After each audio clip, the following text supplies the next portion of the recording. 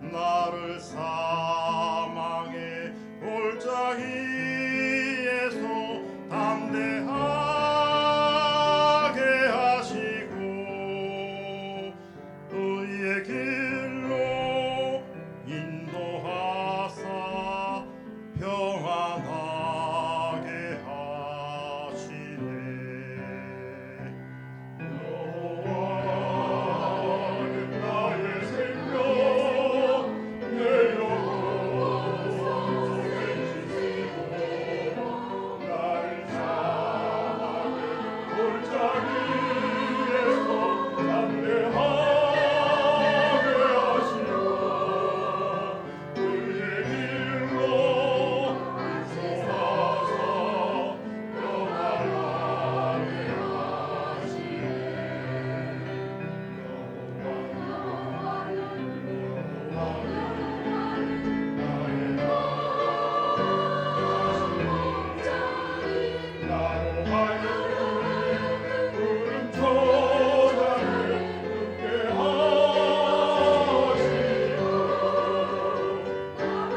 나로 하여금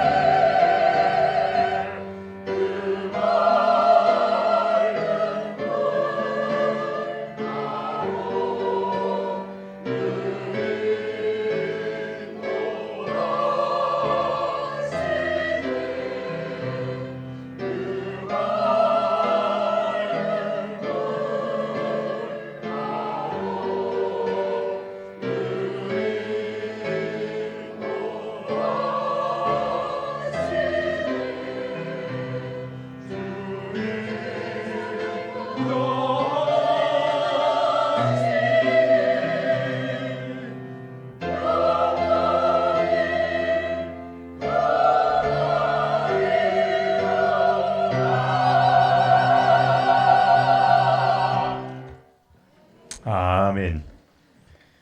대단히 감사합니다. 귀한 찬양으로 많은 은혜가 있는 줄 믿습니다.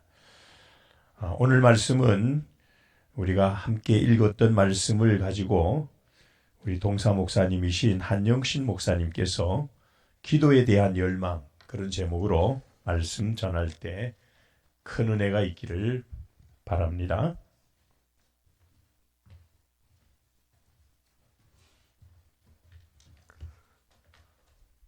한 나무꾼이 새벽부터 도끼날을 정성껏 갈았습니다.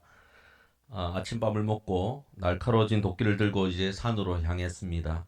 처음에는 나무들이 퍽퍽 소리와 함께 힘없이 쓰러졌습니다. 그런데 시간이 흐르면서 도끼날이 둔해지기 시작했습니다. 나무꾼의 이마에는 땀방울이 맺혔습니다. 그제서야 이 나무꾼은 숫돌을 가져오지 않았다는 것을 알게 되었습니다. 그는 갈림길에 섰습니다. 집으로 돌아가서 도끼날을 다시 갈 것인가, 아니면 둔해진 도끼로 그냥 계속 작업을 할 것인가. 결국 그는 시간을 아끼려는 마음에 이 둔해진 도끼로 계속 작업을 이어갔습니다. 하지만 점점 더 많은 힘을 쏟아 부어야 했고, 얼마 지나지 않아서 지친 손에서 도끼가 미끄러져서 자신의 발을 베고 말았습니다. 여러분, 우리는 때로 이 나무꾼처럼 살아가고 있지 않습니까? 혹시 지금 여러분의 영적인 도끼날은 어떤 상태일까요? 날카롭습니까? 아니면 둔해져 있습니까? 오늘 우리는 예수님의 기도 생활을 통해서 왜 기도가 중요한지, 어떻게 기도의 열망을 회복할 수 있는지 함께 살펴보도록 하겠습니다. 예수님처럼 기도함을 통해서 영적 도끼날을 날카롭게 유지하는 저와 여러분 되기를 간절히 바랍니다.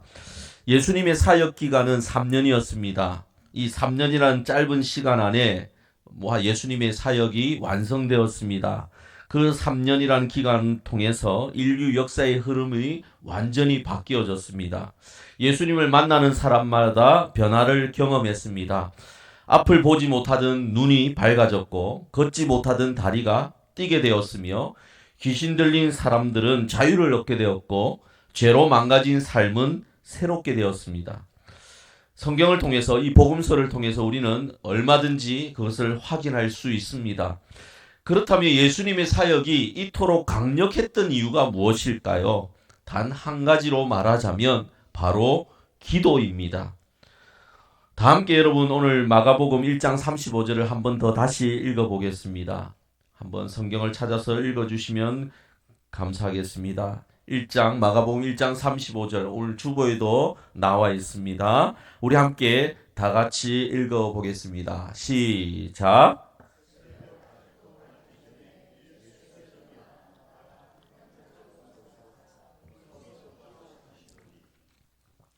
새벽 아직도 밝기 전에, 새벽 미명에 예수님은 홀로 기도하셨습니다. 다른 성경을 본문을 보면 때로는 산에서 밤을 새워 기도하시기도 하셨습니다. 이런 예수님의 기도 생활은 모든 그리스도인이 승리하는 삶을 사는 핵심이다라고 저는 생각합니다.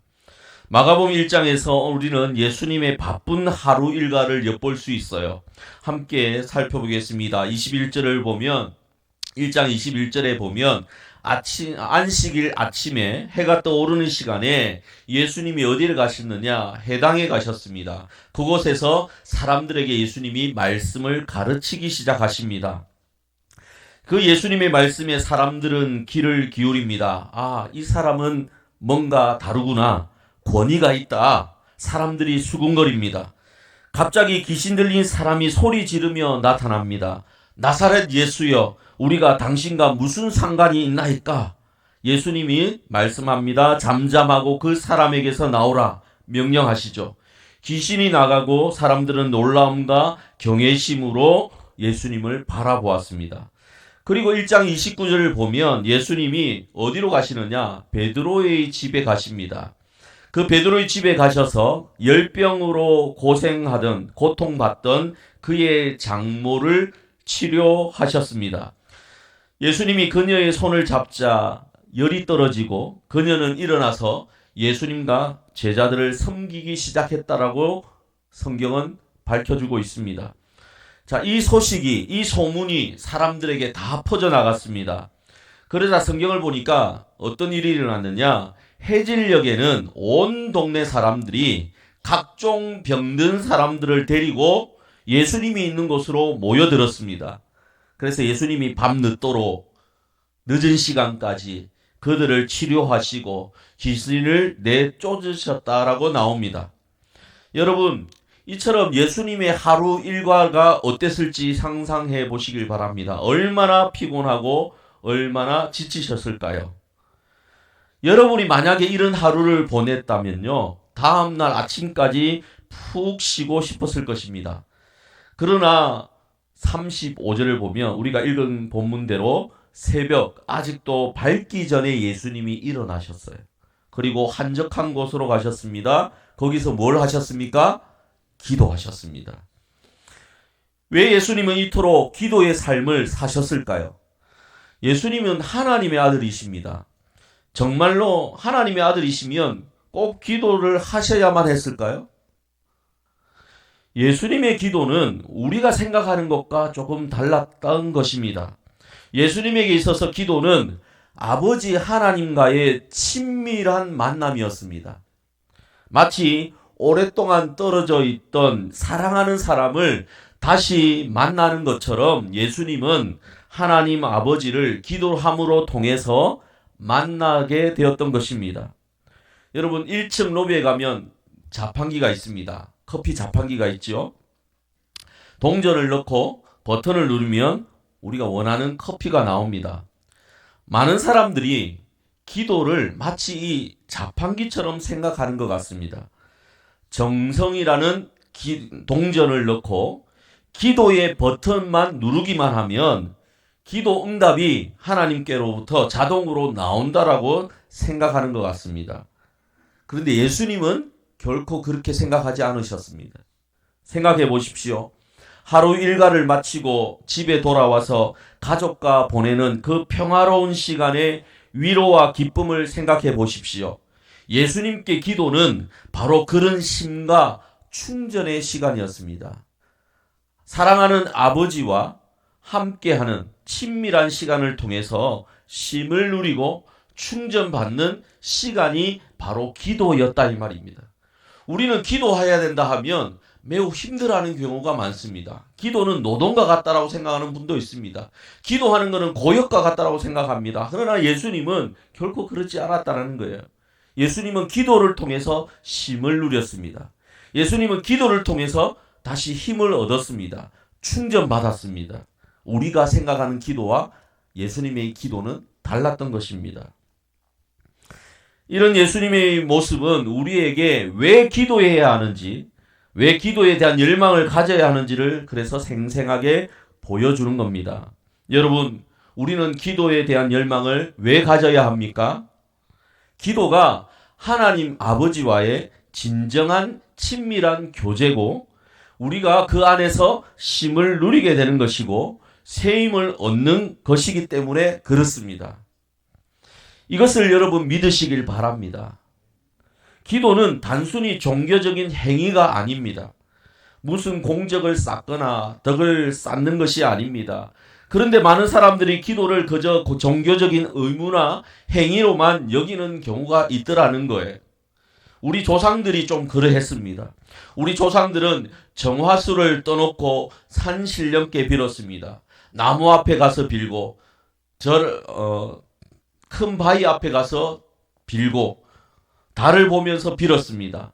무당들도 산에 올라가서 기도했습니다. 하지만 이들에게 기도는 뭡니까? 자신의 소원을 이루기 위한 도구일 뿐이었습니다. 그래서 더 많이 기도해야 되고 더 오랫동안 기도해야 되고 더 정성껏 기도해야 된다라고 생각했습니다. 제가 부목사 시절에 경험한 이야기를 나누겠습니다. 한 청년이요. 평소에는 새벽 기도회를 전혀 나오지 않다가 갑자기 어느 날 새벽 기도회를 나오고 그 다음 날도 나오고 열심히 참석하기 시작하는 겁니다. 궁금해서 그 청년을 하루 지나가다가 만나서 물어봤습니다. 왜 그렇게 새벽 기도를 오게 됐느냐? 이렇게 대답합니다. 중매로 만난 분이 너무 좋아서 꼭 결혼하고 싶어서 기도하러 왔습니다. 이렇게 말하는 겁니다. 그런데 일주일 후에 그 청년을 새벽에 볼 수 없었습니다. 이유가 뭐겠습니까? 그 여성과 사이가 틀어졌기 때문입니다. 혹시 여러분도 비슷한 경험이 있으신가요? 정말 간절한 마음으로 기도했지만 내가 원하는 응답을 얻지 못해서 실망한 적이 있으실 것입니다. 이런 기도 방식은 원하는 것을 얻기 위한 수단으로 기도를 활용하는 것이죠. 하지만 예수님에게 있어서는 기도는 그런 것이 아니었다 이 말입니다. 물론 여러분 응답을 바라고 하나님께 소원을 아뢰는 것은 잘못된 것은 아닙니다. 우리의 소원을 솔직히 하나님께 말씀드리는 것은 아주 자연스러운 일이에요. 하지만 기도의 핵심은 그 기도 응답이 아니라 하나님과의 만남이고 하나님과의 친밀한 교제이고 그 속에서 쉼을 누리는 것입니다. 응답 받는 것은 그 친밀한 만남 속에서 자연스럽게 오는 결과일 뿐이에요. 하나님의 뜻에 따라서 하나님께서 우리의 기도를 들으시고는 하나님의 방법대로 하나님의 때에 따라서 응답하시는 거예요. 예수님은 피곤한 몸을 이끌고 새벽에 일어나서 한적한 곳으로 가셨습니다. 아마도 그 고요한 시간이 아버지와 가장 깊이 있게 교제할 수 있는 시간이었기 때문일 것입니다. 다른 사람들의 방해를 전혀 받지 않고 정말 기도에 집중해서 아버지 하나님과 만날 수 있는 시간이 그 새벽 시간이었고 한적한 장소였기 때문에 그렇게 했을 것입니다. 여러분은 어떻습니까? 하루 중에 하나님 아버지와 가장 깊이 있게 만날 수 있는 시간은 언제입니까? 장소는 어디일까요? 물론 본문을 너무 확대 해석해서 예수님처럼 우리도 매일 새벽 기도를 반드시 해야 한다 이렇게 말할 필요는 없습니다. 안심하십시오. 혹시나 그렇게 생각하실까 봐 말씀을 드립니다. 예수님처럼 우리도 매일 새벽 기도를 반드시 해야 된다, 이렇게 말할 필요는 없습니다. 새벽 기도를 참석하는 것을 자랑거리로 삼거나 그것 때문에 다른 사람을 판단하는 도구로 삼는 것은 바람직하지 않습니다. 하지만 분명한 것은 예수님께서 아무리 바쁘고 피곤해도 기도하는 것을 최우선적으로 여기셨다라는 것입니다. 이것이 우리에게 주는 교훈입니다. 어느 날 저녁 집에 와서 가족과 대화를 나누지 않고 그 대신에 TV만 보거나 아니면 휴대폰만 들여다본 적이 있으십니까? 이런 날들이 하루 쌓이고 두 번째 쌓이고 또 쌓이고 또 쌓이다 보면 가족 간의 관계는 어떻게 되겠습니까? 하나님과의 관계도 마찬가지입니다. 매일 시간을 내어서 하나님과 앞에 나아가서 하나님과 대화하고 교제하지 않으면 하나님과 우리와의 관계는요, 메말라지는 겁니다. 잠시 생각해 보십시오. 삶에서 가장 소중히 여기는 것은 여러분 무엇입니까? 그리고 여러분이 가장 많은 시간을 쏟아붓는 것은 무엇입니까? 이 둘이 딱 일치하는가요? 여러분께 진심으로 묻습니다. 여러분의 가장 큰 열망은 무엇입니까? 주님을, 하나님 아버지를, 나를 사랑하는 독생자를 주기까지, 내 죄를 위해서, 내 죄를 사하기 위해서 독생자를 주시기까지 하신 그 아버지 하나님을 만나고 싶은 그 열망이 과연 있습니까? 여러분은 실제로 기도에 얼마나 시간과 마음을 쏟아붓고 있습니까? 제가 아는 어떤 집사님 또 이야기를 한번 해보겠습니다. 그 집사님은 기도를 중요하게 여기지 않았습니다. 남자 집사님이셨어요. 그래서 눈물 흘리며 기도하는 사람을 보면 저 사람은 정신력이 약한 사람이다, 이렇게 생각했습니다. 그래서 옆에서 아내가 당신은 기도해야 돼 라고 권면하면 어린애처럼 보채지 마, 내가 알아서 할게 라고 말하던 분이었습니다. 그러던 어느 날 그분이 하는 사업에 위기가 닥쳤습니다. 도저히 자신의 힘으로는 해결할 수 없는 상황에 처했습니다. 문을 닫아야 할 지경까지 왔습니다. 그제서야 그 집사님이 하나님 앞에 무릎 꿇기 시작했습니다.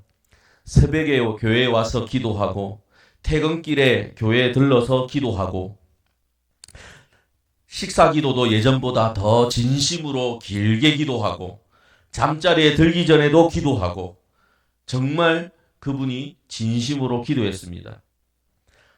여러 날이 지났습니다. 사업은 여전히 어려웠지만 그의 마음은 놀랍게도 평안해졌습니다. 하나님과의 그 만남에서 얻은 위로와 힘이 그를 지탱해 주었기 때문입니다. 그래서 저를 찾아와서 말씀하시더라고요. 목사님, 이건 제 인생에서 가장 평안한 시간이었습니다. 사업은 그대로이지만 여전히 힘들고 어렵지만 제 마음은 하늘을 나는 것 같습니다. 여러분도 이런 경험을 해보신 적이 있으실 것입니다. 모든 상황이 여전히 어렵더라도 하나님과 함께하는 평안, 하나님과 함께하는 기쁨이 여러분을 지탱해 주었던 경험들이 있으실 것입니다. 근데 앞으로도 그 경험이 여러분한테 꼭 필요합니다. 여러분 모두가 하나님과 함께하는 그 기쁨을 누리고 평안을 누리면서 어떤 상황에서도 흔들리지 않는 굳건한 믿음으로 살아가시기를 주의 이름으로 축복합니다. 여러분, 운전하다가 내비게이션 없이 길을 잃어본 적이 있으십니까? 제가 몇 년 전에 중요한 약속이 있어서 운전을 해서 가는데 휴대폰 배터리가 다 되어서 꺼져버리는 것입니다. 암만 찾아봐도 차 안에 충전기가 없어요. 그래서 혼자 이렇게 생각했습니다. 괜찮아. 대충 내가 방향은 알고 있으니까 뭐 가다 보면 찾을 수 있을 거야. 어떻게 됐을까요? 이런 자신감으로 운전을 계속해서 갔는데 15분 만에 갈 수 있는 거리를 1시간 더 걸려서 도착했습니다. 여러분, 오늘 우리가 기도에 대한 열망을 가져야 하는 두 번째 이유가 바로 이것입니다. 기도는요, 우리 인생의 내비게이션입니다. 충동적인 삶이 아닌 하나님의 뜻을 정확히 알고 그 뜻을 이루는 삶을 살게 해주는 것이 기도입니다. 그러면 기도하지 않으면 어떻게 될까요? 15분 거리를 1시간 넘게 헤매게 되는 것과 같습니다. 마가복음 1장 36절, 37절을 여러분 함께 보시겠습니다. 제가 읽겠습니다. 시몬과 및 그와 함께 있는 자들이 예수의 뒤를 따라가 만나서 이르되 모든 사람이 주를 찾나이다. 모든 사람이 예수님을 찾고 있어요. 사람들이 예수님을 기다리고 있어요. 야, 많은 사람들이 지금 나를 기다리고 있구나. 이 말이 여러분 얼마나 매력적인 말입니까? 여러분이 이 목사라고 한번 생각해 보십시오. 그래서 어떤 집사님이 달려와서 목사님, 지금 교회 마당에 사람들이 가득 찼어. 목사님을 지금 애타게 찾고 있고 기다리고 있습니다. 어떤 집사님이 와서 이런 말을 하면 여러분은 이런 말을 들으면 어떤 마음이 들겠습니까? 아마도 가슴이 벅차오르고 보람을 느끼고 그러면서 책임감도 동시에 느끼실 것입니다. 그래서 당장 교회로 달려올 것이죠. 그런데 오늘 본문을 보면 예수님은 어떻게 반응하셨습니까? 38절을 보십시오. 우리가 다른 가까운 마을들로 가자. 거기서도 전도하리니 내가 이를 위하여 왔노라. 라고 예수님이 대답하십니다. 사람들이 기다리는 곳으로 가지 않으세요. 제자들의 입장에서 아니 예수님, 여기 사람들이 줄 서서 예수님을 기다리고 있는데 어디로 가신다는 것입니까? 아니다. 다른 가까운 마을로 가서 거기서 전도하자. 내가 이것을 위해 온 것이야. 이렇게 말씀하는 거예요. 여러분, 왜 예수님은 인기를 뒤로 하고 다른 길을 택하셨을까요? 그 비밀은 우리가 조금 전에 읽었던 35절에 또 나와 있습니다. 새벽 아지도 밝기 전에 예수께서 일어나 나가서 한적한 곳으로 가서 거기서 기도하시더니 예수님은 기도를 통해서 영적 내비게이션을 확인하셨습니다. 인기와 칭찬이라는 유혹적인 충동에 흔들리지 않으셨어요. 그래서 예수님은 사람들을 피해서 다른 곳으로 가셨습니다. 그것이 하나님의 뜻이었기 때문입니다. 여러분, 우리의 일상은 어떻습니까? 우리는 작은 유혹에도 작은 충동에도 휩싸일 때가 있습니다. 내일은 꼭 일찍 일어나서 성경 말씀도 읽고 기도도 해야지 라고 했는데 막상 아침에 알람이 울리면 어떻게 합니까? 조금만 더 자자. 5분만 좀 더 자자. 결국 늦게 일어납니다. 점심시간에 직장에서 오늘만큼은 건강을 위해서 채소를 좀 많이 먹어야 되겠다라고 했는데 동료가 갑자기 짜장면 먹으러 갑시다 하면 좋습니다. 오늘은 짜장면이 땡깁니다. 이렇게 제일 먼저 문을 나서기도 합니다. 작은 유혹에, 작은 충동에 움직이는 거예요. 영향을 받는 겁니다. 여러분, 이런 작은 충동들이 모여서 계속 쌓이게 되면 우리의 인생 방향이 결정될 때도 있는 겁니다. 그러나 우리가 기도하기 시작하면 이런 작은 충동에 움직이지 않습니다. 기도하기 시작하면 하나님의 뜻에 따라 우리가 살아갈 수 있는 거예요. 제가 아는 젊은 직장인의 이야기를 또 한번 들려드리겠습니다. 그 김 집사님은 매일 아침 출근 전에 10분 동안 기도하는 습관이 있었습니다. 매일매일 기도하는 삶을 사셨던 거예요. 어느 날 회사에 출근했는데 회사에서 매출을 부풀리라는 보고서를 작성해 달라는 그런 부탁을 받았습니다. 상사는 이렇게 말하는 겁니다. 다른 부서도 다 이렇게 하는 거니까 너 성진도 달려 있는 거니까 이렇게 매출을 부풀려서 보고서를 작성해. 이렇게 말하는 거예요. 그 순간 이 김 집사님의 마음속에 아침 기도 중에 읽었던 말씀이 떠올랐습니다. 사람 앞에서가 아니라 하나님 앞에서 일하는 자처럼 하라. 김 집사님은 그래서 정중하게 거절했다고 합니다. 놀랍게도 나중에 그의 정직함을 알게 된 사장님이 그를 특별 프로젝트 팀장에 발탁했다고 합니다. 승진하게 됐어요. 여러분, 기도는요, 이처럼 우리에게 힘을 줍니다. 믿음으로 살아갈 수 있도록 힘을 줍니다. 충동과 유혹이 강하게 밀려올 때에 기도로 튼튼해진 우리 마음이 우리를 단단히 지켜주는 겁니다. 기도하지 않으면 이 힘이 없는 거예요. 작은 유혹에도 넘어가는 겁니다. 기도하지 않으면 작은 충동에도 움직이게 되어 있어요. 우리가 매일 하나님 앞에 기도하게 되면 우리는 이겨낼 수 있습니다. 목적 없이 떠도는 배가 아니라 분명한 목적지를 향해서 가는 배처럼 우리는 기도를 통해서 하나님의 뜻을 따라 살아갈 수 있는 것입니다. 여러분, 기도하셔야 됩니다. 여러분, 그래야지 방황하지 않을 수 있습니다. 기도하셔야 하나님의 뜻을 따라 살아갈 수 있습니다. 기도는 우리의 영적인 내비게이션입니다. 여러분, 말씀을 맺겠습니다. 여러분, 하루를 시작할 때 첫 번째로 확인하는 것이 뭡니까? 요즘 많은 젊은이들은요, 제일 먼저 일어나면 무엇을 볼까요? 휴대폰을 봅니다. 그냥 무의식적으로, 자동적으로 그렇게 한다고 해요. 그런데 잠들기 전에 마지막으로 보는 것도 무엇일까요? 휴대폰입니다. 방금도 카톡이 울렸습니다. 요즘 우리는 일상의 많은 시간을 이 휴대폰과 함께 보내고 있습니다. 휴대폰을 보지 않더라도 TV를 많이 보는 분들도 계십니다. 그런데 하나님과 대화하는 시간은 얼마나 되십니까? 오늘 본문에서 예수님은 모든 사람이 찾는 그런 바쁜 상황에도 기도를 최우선적으로 여기셨습니다.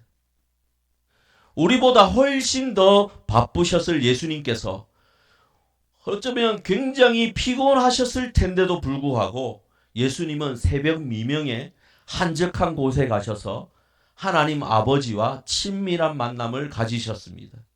그곳에서 쉼을 누렸습니다. 그곳에서 힘을 얻었습니다. 그곳에서 하나님의 뜻을 따를 수 있는 마음을 얻으셨습니다. 여러분, 기도 없는 신앙생활, 이것은 둔해진 도끼날로 나무를 베는 것과 같습니다. 처음에는 괜찮아 보이지만 점점 힘이 더 들어갑니다. 너무 힘들어집니다. 결국 지쳐버리게 돼요. 결국 자신의 발을 벨 수도 있는 거예요. 기도 없는 신앙생활을 하서는 아니 되는 겁니다. 기도는 단순한 종교적 의무가 아니에요. 기도는 영혼의 도끼날을 갈아주는 시간입니다. 기도는 하나님과 친밀한 대화이며 우리의 삶에 방향을 주고 힘을 주는 원천입니다. 오늘부터 다시 마음을 다짐하시고 기도의 삶을 살아보시기를 간절히 바랍니다.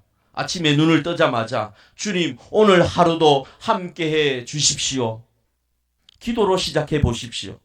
더 나아가 일주일에 한 번이라도 새벽 기도에 참석해 보십시오. 금요 기도에 함께 모여서 간절히 기도하면 좋겠습니다. 하나님께서 놀라운 은혜를 여러분에게 주실 것입니다. 이 작은 결단들이 우리 영혼을 날카롭게 하고 하나님의 뜻을 깨닫게 하고 삶의 방향을 분명하게 할 것입니다. 바쁜 일상 맞습니다. 초등학생들도 바쁘다고 얘기합니다. 그 바쁜 일상 속에서 기도를 쉬지 않고 하나님과의 그 친밀한 만남을 간절히 사모하시는, 기도에 대한 열망을 가지시는 저와 여러분 되시기를 간절히 바랍니다. 함께 기도하겠습니다. 하나님 아버지, 우리에게 기도하라는 말씀을 주시고 더 나아가서 기도의 특권을 주심을 감사드립니다. 예수님이 새벽 미명에 홀로 기도하셨던 것처럼 우리도 간절히 주님을 찾게 하여 주시옵소서. 바쁘다는 핑계로, 피곤하다는 이유로 주님과의 만남을 미루는 우리를 용서하여 주시옵소서. 우리의 둔해진 영적 도끼날을 다시 날카롭게 갈아주시옵소서. 말씀을 읽어도 감동이 없고 예배를 드려도 은혜가 없다고 느낄 때 그것은 주님이 멀어지신 것이 아니라 우리의 기도가 멈췄기 때문임을 깨닫게 하여 주시옵소서. 우리의 마음에 기도에 대한 열망을 부어주시고 내일부터는 더 일찍 일어나 주님과 깊이 만나게 하시고 함께 모여 기도하는 자리에 참석하여 간절히 기도하게 하소서. 우리 남창교회가 기도의 불이 타오르는 교회 되게 하시고 거룩한 불이 가정과 일터와 지역사회로 번져나가게 하여 주시옵소서. 살아계신 예수님의 이름으로 기도드리옵나이다. 아멘.